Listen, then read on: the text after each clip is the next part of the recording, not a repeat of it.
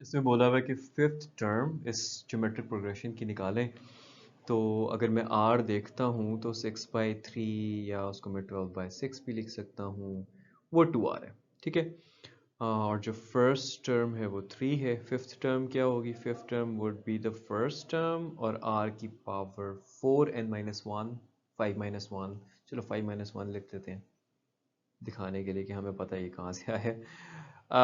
So first term is 3, r is 2, 2 raised to the power 4, ये हो जाएगा 2 to the 4, 2 to the 4, तो ये 16 हो जाएगा, 3 6 are 18, 3 1 are 3, 4 48. So fifth term जो है that is 48. There you go, done.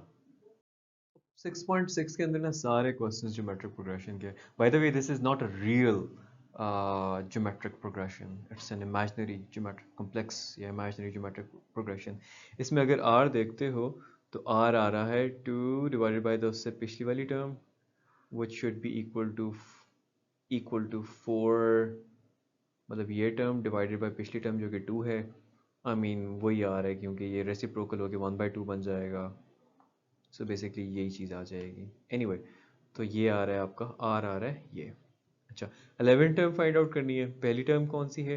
पहली टर्म है इसमें 1 प्लस आयोटा, जो इसमें रेशो है कॉमन वो ये है।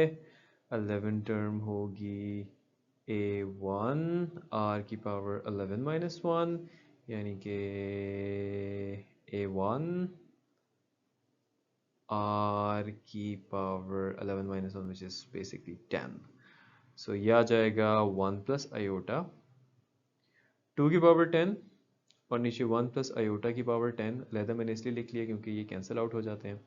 सो ये आ जाता है 2 की power 10 divide by 1 plus iota की पावर 9। ऑलराइट, सो 2 की पावर 10 तो I can simply calculate it calculator से। ये आ जाती है 1024 1 प्लस आयोटा की पावर 9।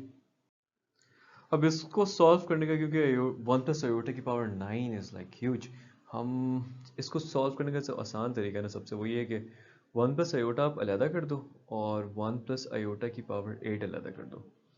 अच्छा फिर 1024 डिवाइडेड बाय 1 प्लस आयोटा, और वो जो 1 प्लस आयोटा की पावर 8 है ना उसको आप लिख लो 1 प्लस आयोटा का स्क्वायर बेसिकली, और सारे के ऊपर पावर 4, मतलब जो भी इसका अंदर आंसर आएगा उसको हम पावर 4 कर लेंगे।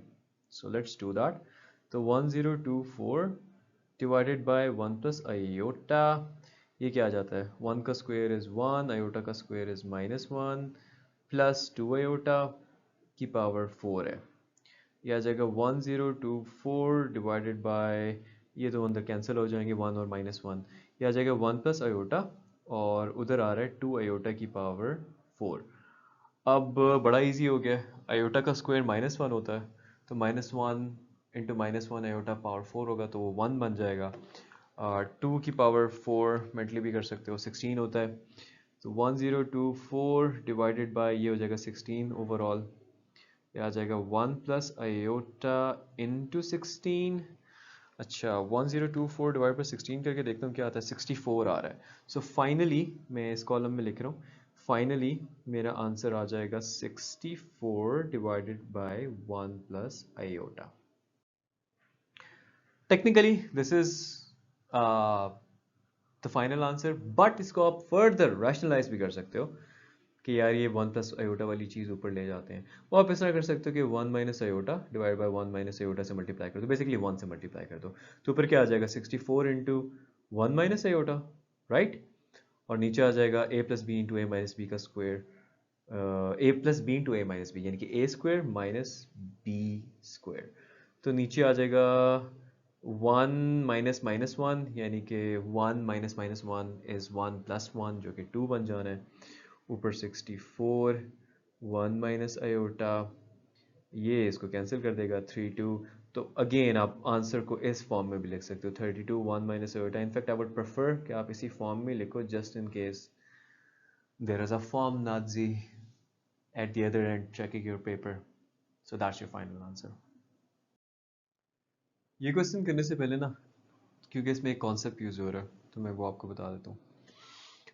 अगर आप 100 को 5% कम करते हो 100 का 5% पहले तो होता क्या है, वो होता है 5/100 इंटू 100, आपके पास आंसर 5 आ जाता है। ठीक है, या आप ये भी कह सकते हो कि 100 पूरे के पूरे में से आपने ये जो 5% है ये आपने कम कर दिया 100 का।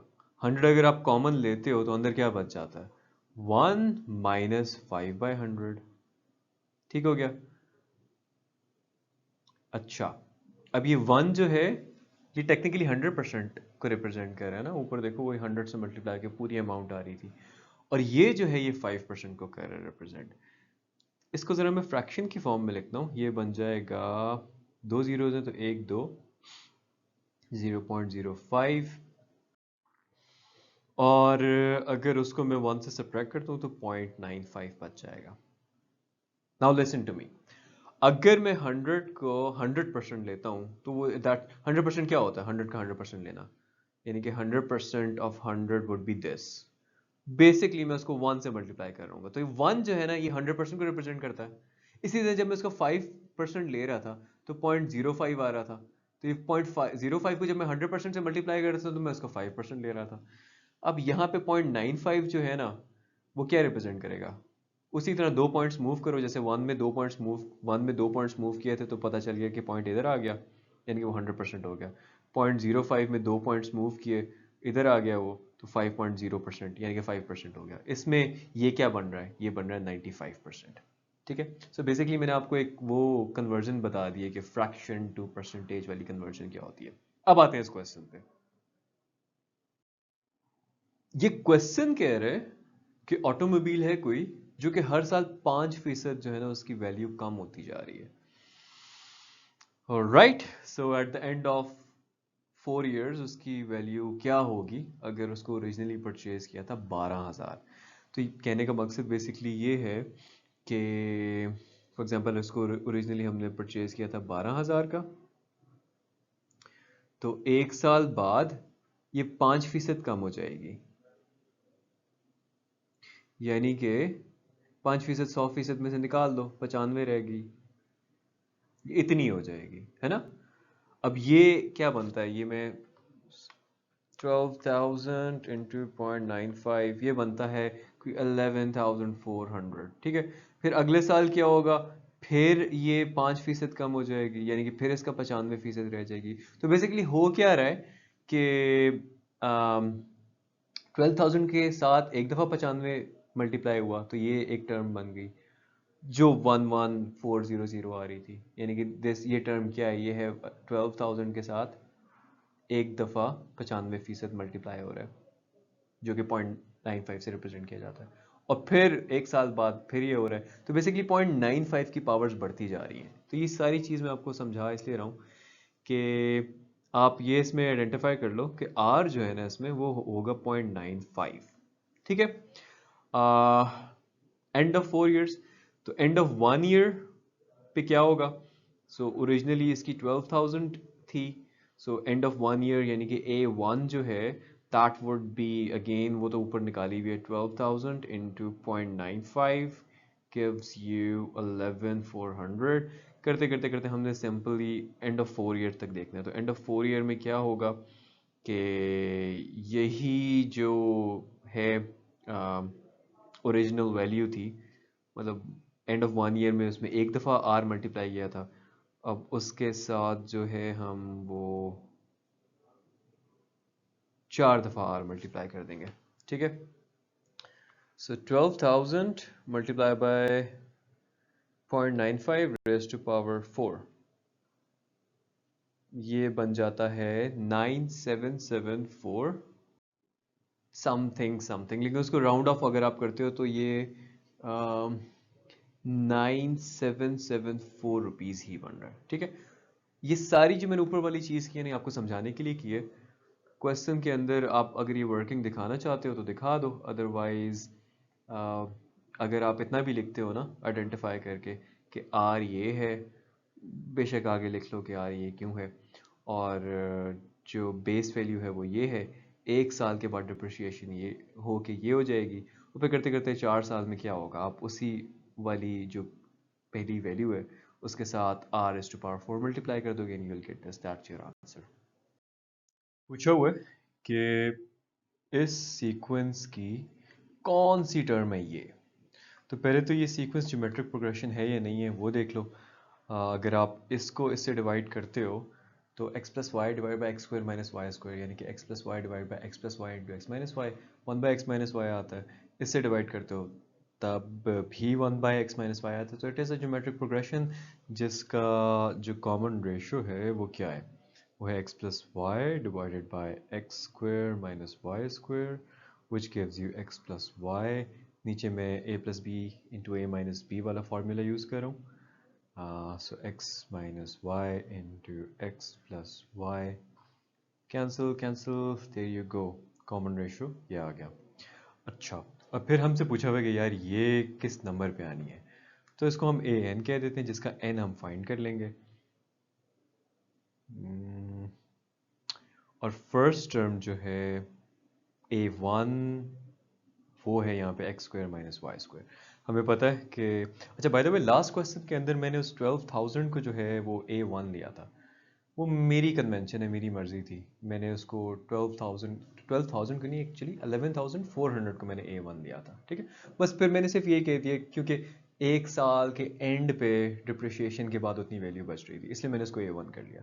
तो फिर वो उसी के साथ वो 0.95 मल्टीप्लाई करके a2 आए और 3 और 4 मैंने उसको मैनुअली चेक कर लिया। ठीक है, तो अगर दैट कंफ्यूज्ड यू कि मैंने स्टैंडर्ड से हट के नोटेशंस ली हैं, तो you know just make sense of it कि हमने बेसिकली क्या करना है, हमने जो ज्योमेट्रिक प्रोग्रेशन है उसको इंटैक्ट रखना है, उसको समझना है कि यार अगली टर्म सिंपली इसको मल्टीप्लाई फिर इसको मल्टीप्लाई मल्टीप्लाई करते करते आएगी, राइट। तो मैंने उसमें ये कर लिया कि बस फाइनल टर्म जो है आप जो भी कहो वो ठीक है। वो कंफ्यूजिंग हो जाता अगर एक साल की डिप्रिशिएशन के बाद जो वैल्यू आ रही है उसको आप a2 कह रहे होते, एटलीस्ट मेरे लिए। बट अगर आप उस तरह करना चाहते हो तो उसको भी कर सकते हो। इसमें मैं स्टैंडर्ड नोटेशंस यूज़ करूंगा, इसलिए मैं आपको ये सब बता रहा था कि आपके जहन में ये ना है कि यार एकदम से क्या हो गया। सो एनीवे, ए एन जो है ज्योमेट्रिक प्रोग्रेशन में वो होती है फर्स्ट टर्म मल्टीप्लाई हो रहा होता है उसके साथ r की पावर n-1। अब ए एन यहाँ पे जो है वो है x plus y over x minus y की पावर 9। जो फर्स्ट टर्म है वो है x square minus y square, r जो है वो ये है। सो इसको आप लिख सकते हो 1 ओवर एक्स माइनस वाई सारे की पावर n-1। अब ऊपर 1 की पावर n-1 1 ही आएगा, तो उसको मैं नेक्स्ट स्टेप में 1 लिख देता हूँ। ये आ गया ये, इसको मैं एक्सपैंड कर देता हूँ x plus y into x minus y और 1 divided by x minus y की पावर n-1। अब अगर 7 की पावर 6 डिवाइड हो रही है 7 की पावर 5 से, तो मैं क्या करता हूँ 7 की पावर 6 माइनस 5 ना, जो डिवाइड हो रही होती हैं सेम बेस वाले डिफरेंट पावर्स के साथ, तो उनमें पावर सब्ट्रैक्ट हो जाती हैं। इसमें भी यही करूँगा, मैं पावर सब्ट्रैक्ट कर दूंगा। लेफ्ट हैंड साइड के लिए मैं सिंपली ये लिख रहा हूँ कि यार वही चीज़ आनी है। और x प्लस वाई, जो x माइनस वाई है इधर भी है इधर भी है, तो पावर सब्ट्रैक्ट, इधर x माइनस वाई की पावर 1 है और नीचे वाली जो पावर है n-1 उसमें से सब्ट्रैक्ट हो जाएगी। अगेन लेफ्ट हैंड साइड वही x प्लस वाई, ये आ जाएगा जी x minus y 1 minus n plus n. और right, so left hand side वही की वही, ये आ जाएगा जी x प्लस वाई मल्टीप्लाई हो रहा होगा x माइनस वाई की पावर 2 माइनस एन से। अब है ये कि अगेन अगर मैं इधर लेफ्ट हैंड साइड लिख देता हूँ तो इसमें x प्लस वाई न्यूमिनेटर में है और x माइनस वाई की पावर 9 डिनोमिनेटर में। मैं कंपैरिजन इस तरह से कर नहीं सकता, उसको डिनोमिनेटर में ले जाता हूँ मैं just to show. So x plus y divided by x minus y by 9, x plus y उसको डिनोमिनेटर में लेके जाऊंगा, उसकी पावर नेगेटिव हो जाएगी।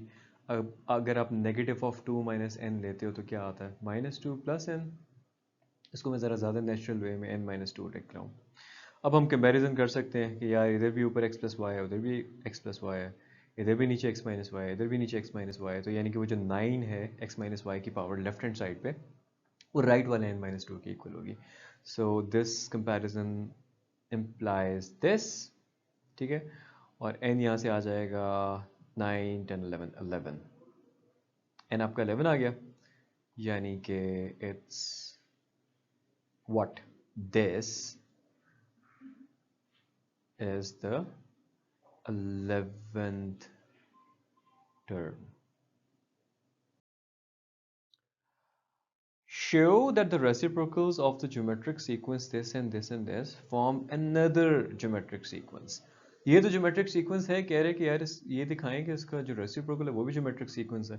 Okay, so reciprocal would be what?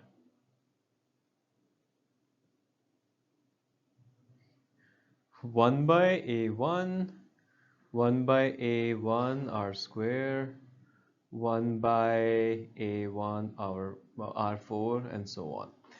अब इसमें अगर आप ज्योमेट्रिक सीक्वेंस की डेफिनेशन क्या है, कोई भी अगली टर्म को डिवाइड करो पिछली टर्म से तो वही चीज़ आती है, करके देख लेते हैं.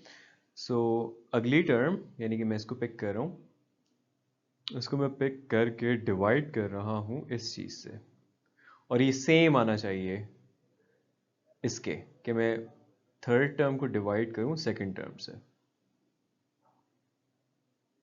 अच्छा जी, तो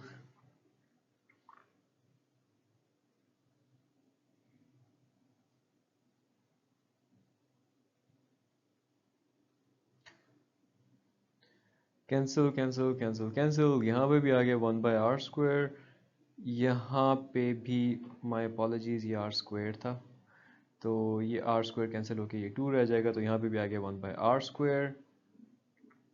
सो इट्स अ ज्योमेट्रिक प्रोग्रेशन या सीक्वेंस जो भी लिखना चाहते हो, as there is a common ratio r equal to 1 by r square. Find 3 number मालूम करो कंसेक्यूटिव जो कि एक ज्योमेट्रिक प्रोग्रेशन में हो, जिनका सम 26 हो और उनका प्रोडक्ट 216 हो. तो अगर तो कोई भी चीज़ ज्योमेट्रिक प्रोग्रेशन में हो तो हमें पता है अगर कोई पहली चीज़ पहला नंबर a है तो अगला जो है वो ए आर होगा और उससे अगला ए आर स्क्वायर होगा. यहाँ पे ये कह रहा है कि इनका सम जो है यानी कि a plus A R plus A R square ये होना चाहिए 26 के इक्वल, और इनका प्रोडक्ट जो है ना वो 216 के इक्वल होना चाहिए. इसको तो मैं इक्वेशन ए कह देता हूँ, बी को मैं थोड़ा सा रिफाइन कर लेता हूँ.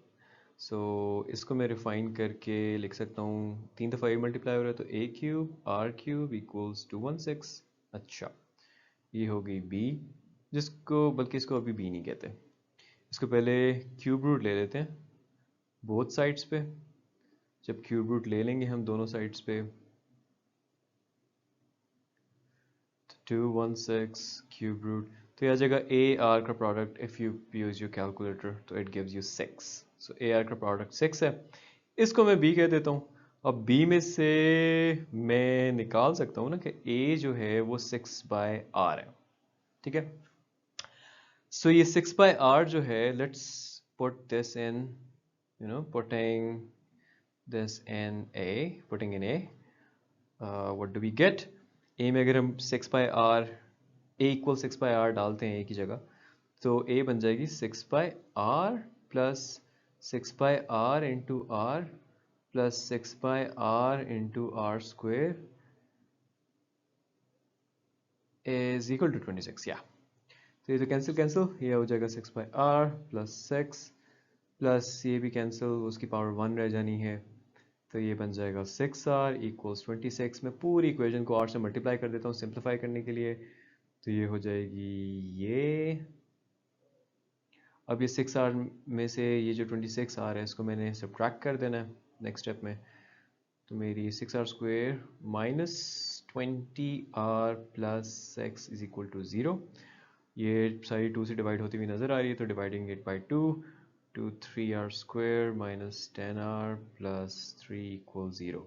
अच्छा, इधर AC का प्रोडक्ट 3 3 इधर 9 है, 9 के फैक्टर्स में से मैं 10 बिल्कुल बना सकता हूँ, 9 और 1 माइनस 10 बनाना है तो minus 9 minus 1. All right, mid breaking कर लेते हैं, फैक्टराइजेशन कर लेते हैं जिसको आप कह सकते हो 9 square minus sorry 3r square minus 9r minus r या 1r, whatever you want to write. 3r पहले में से कॉमन आ रहा है, r माइनस 1, और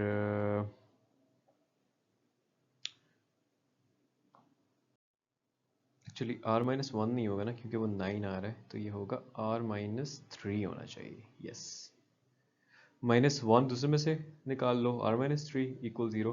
r minus three as a whole common कर लो, सो r minus three as a whole common करते हो तो ये आ जाता है 3r माइनस वन। अब दो ही ऑप्शंस हैं, या तो ये ज़ीरो होगा या ये ज़ीरो होगा। अगर तो r माइनस थ्री ज़ीरो है तो r जो है वो इक्वल टू थ्री आ जाएगा, और अगर 3r माइनस वन ज़ीरो है तो r जो है वो 1/3 आ जाएगा। अच्छा, अभी r इक्वल्स थ्री और 1/3 जो है ये आप b में डाल दो, putting in b।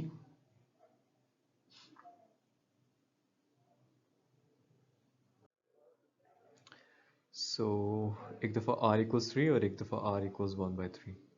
b just a reminder क्या थी, ar इक्वल्स 6। या so ar equals 6, ar equals 6। यहाँ से a आ जाएगा 2, यानी कि पहली टर्म जो है, यहाँ से आ जाएगा 6 3 सर 18। अच्छा, अब हम चेक कर लेते हैं कि दोनों से ज्योमेट्रिक प्रोग्रेशंस क्या बनते हैं। इस वाली से बनता है a इंटू आर, यानी कि 2 इंटू थ्री 6, फिर 6 इंटू दोबारा से r, 6 इंटू थ्री 18।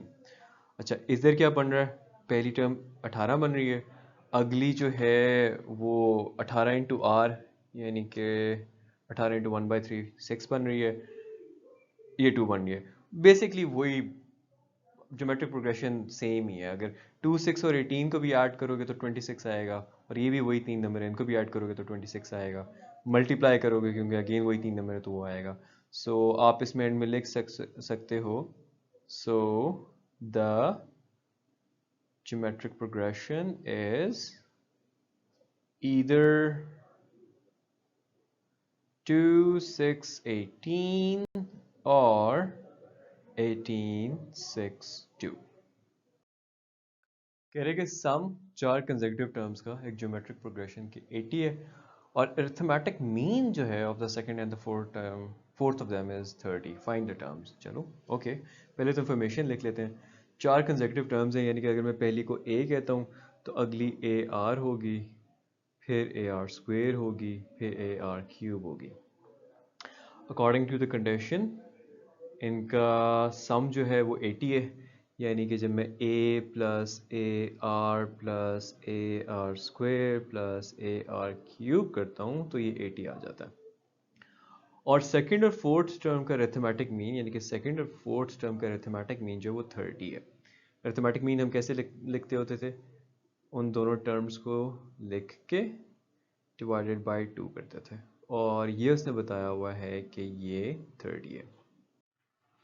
इसको मैं थोड़ा सा रिफाइन कर लेता हूँ। A R plus A R cube two three ज़ा सिक्स 60 आ गया।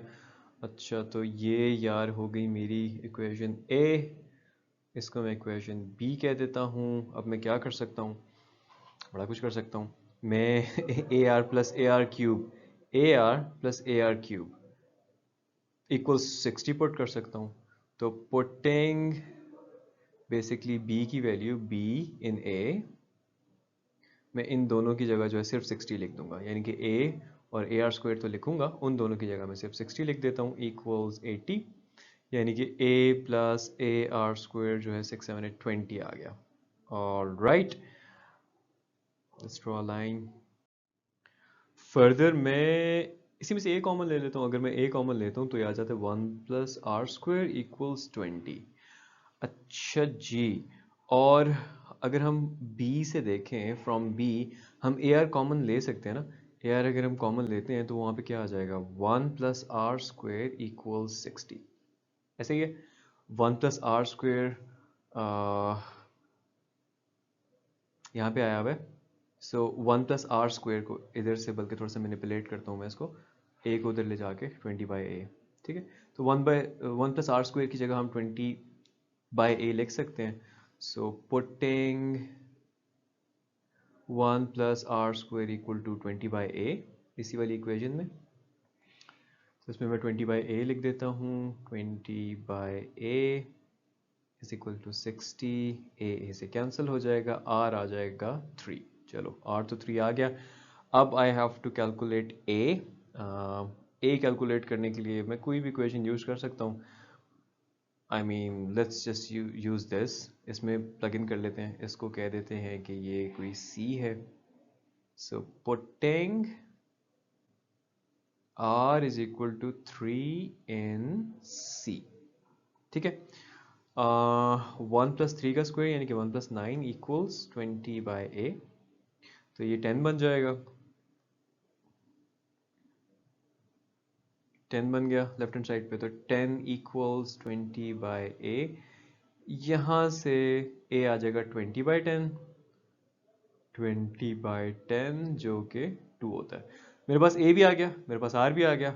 मैं आराम से सीक्वेंस लिख लेता हूँ। तो a, पहली टर्म मेरी a थी, दूसरी टर्म a इंटू आर यानी कि a इंटू आर 3, तीसरी टर्म a इंटू आर का स्क्वायर, चौथी टर्म a इंटू आर का क्यूब। सो इससे ज्योमेट्रिक प्रोग्रेशन बन जाता है आपका, मैं रेड में लिख रहा हूँ just to emphasise, 2 2 3s are 6, 9 2s are 18, 3 3s are 9, 27, 27 into 2 54। there you go। सो जो टर्म्स हमने फाइंड आउट करनी थी वो हैं 2, 6, 18 और 54। कह रहे यार अगर ये तीनों चीज़ें जो है वो ज्योमेट्रिक प्रोग्रेशन में हैं तो शो करें कि कॉमन रेशियो ये आएगी। अब ये कि कॉमन रेशियो क्या होती है, कोई भी अगली टर्म को पिछली टर्म से डिवाइड कर दो। तो हम कॉमन रेशियो को लिख सकते हैं ना कि 1/b को डिवाइड कर रहा हूँ मैं 1/a से, जो बन जाएगा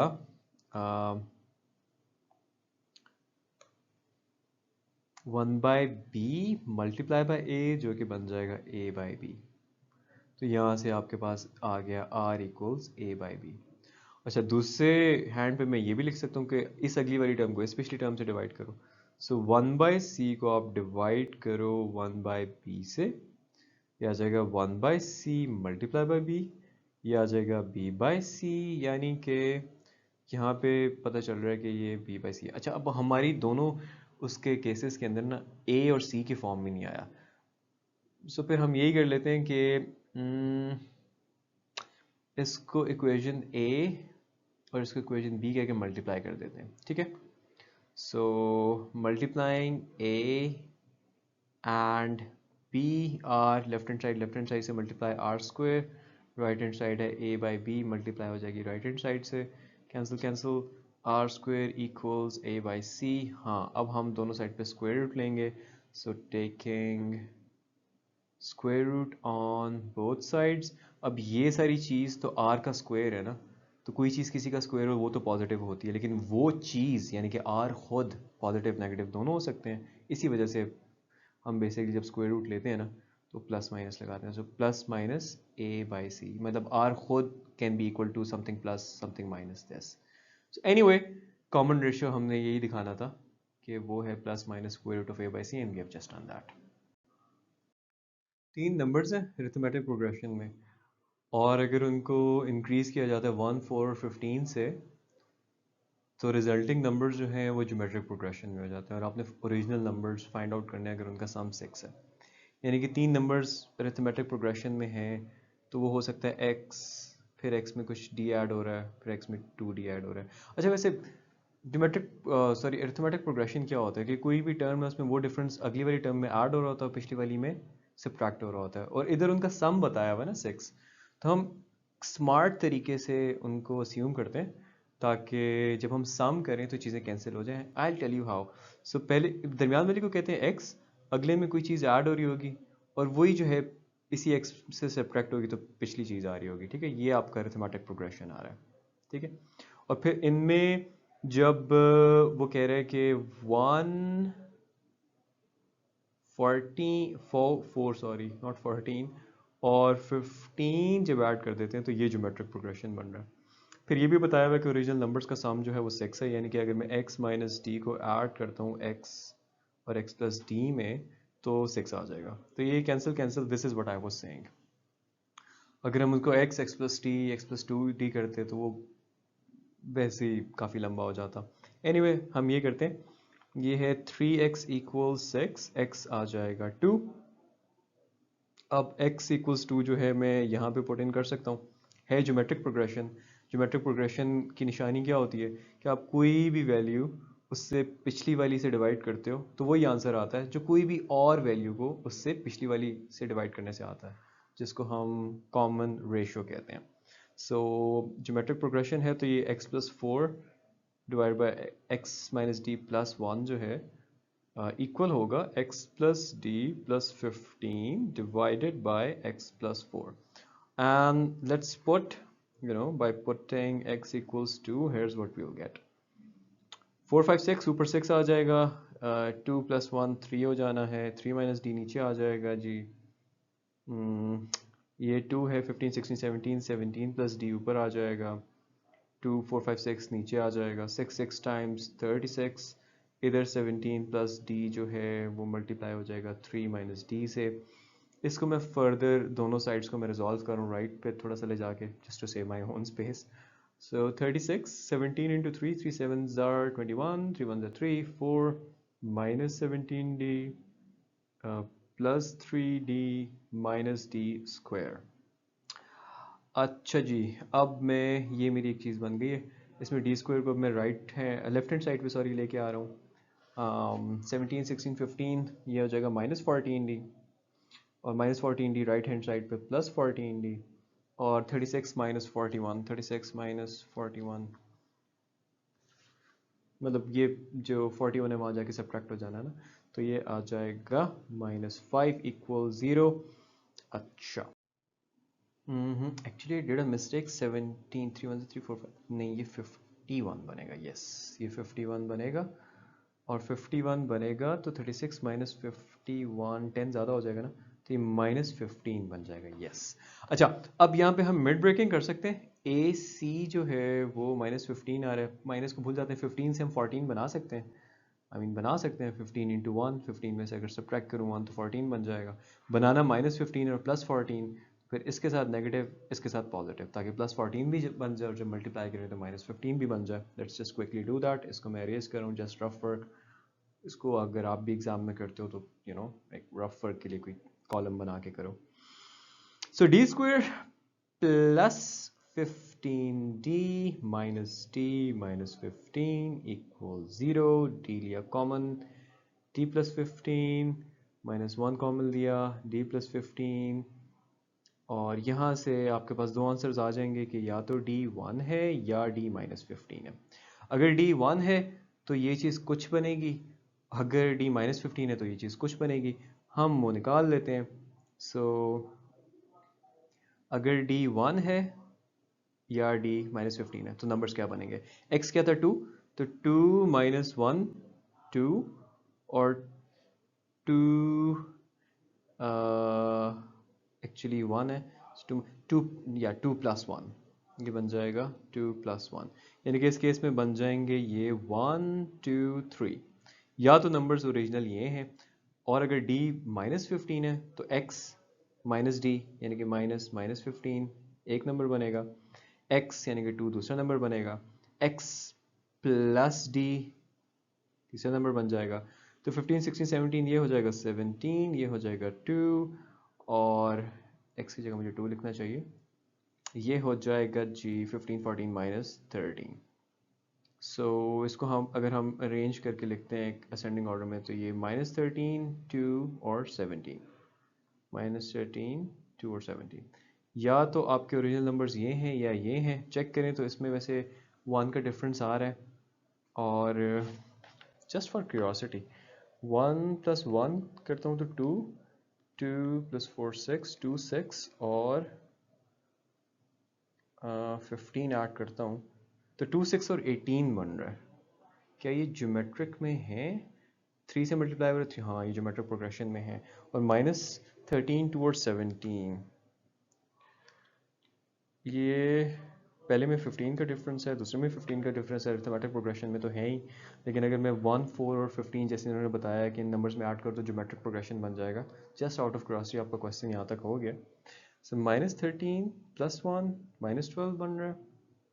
अच्छा जी, 2 प्लस 4 6 बन रहा है, और 17 प्लस 15 जो है वो 32 बन रहा है. So 6/12,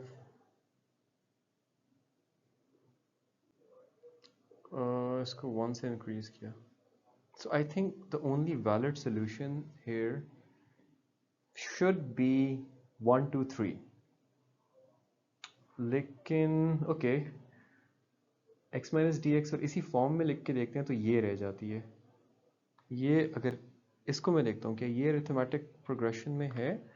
2 minus 17 minus 15 minus 13 minus 2 minus 15. हाँ अरिथमेटिक में तो है. 17 में 1 ऐड करूँगा तो ये आ जाएगा जी 18. 2 में 4 ऐड करूँगा तो 6 आ जाएगा.